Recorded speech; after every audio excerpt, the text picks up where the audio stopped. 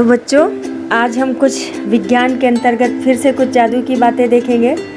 तो हम देख रहे हैं कि टेबल पर रखे हुए एक छोटे से पत्थर को हम ग्लास की सहायता से बिना हाथ लगाए उस ग्लास के अंदर उठा करके दिखा रहे हैं। तो देखिए, हमने ग्लास को गोल गोल घुमाया और वो पत्थर उस ग्लास के अंदर आ गया। अब ये होता क्या है? ये होता है अभिकेंद्रीय बल या सेंट्रीपिटल फोर्स की वजह से। ये फोर्स होता क्या है? ये बल कहाँ काम करता है? तो जैसा कि नाम है अभिकेंद्रीय बल, इसमें जो बल है वो केंद्र की तरफ लगता है। त्रिज्या से होता हुआ केंद्र की तरफ बल लगता है। इसी बल की वजह से जितने भी ग्रह हैं वो वृत्ताकार गति में या वृत्ताकार पथ पे गति करते रहते हैं, जिसमें गुरुत्वाकर्षण भी अपना एक अहम भूमिका निभाता है।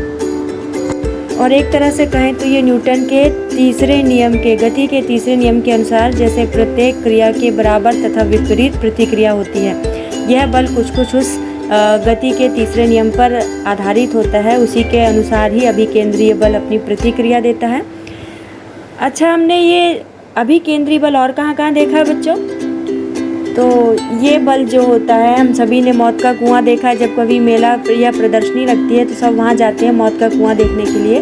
तो उस कुएं के अंदर जो मोटरसाइकिल दीवार के सहारे अंदर की तरफ घूम रही होती है, उसमें भी यही अभिकेंद्रीय बल लगता है, जो कि बाहर से दीवार की सहायता से केंद्र की ओर लगता है, जिसकी वजह से वो मोटरसाइकिल गिरती नहीं है और उस वृत्ताकार पथ पर गोल गोल घूमती रहती है।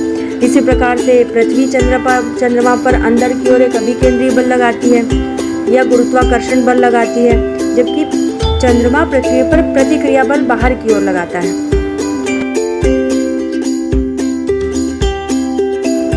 जिसे हम सेंट्रीपिटल फोर्स भी कहते हैं। और इसी के साथ एक और फोर्स होता है जिसे हम सेंट्रीफ्यूगल फोर्स या अपकेंद्रीय बल कहते हैं।